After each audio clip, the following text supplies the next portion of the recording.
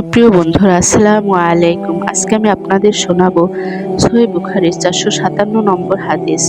কাব ইবনে মালিক রাদিয়াল্লাহু থেকে বর্ণিত, রাসূলুল্লাহ সাল্লাল্লাহু আলাইহি সাল্লামের যুগে তিনি ইবনে আবু হাদ্রাদের কাছে তার প্রাপ্য সম্পর্কে মসজিদে নববীতে তাগাদা করেন।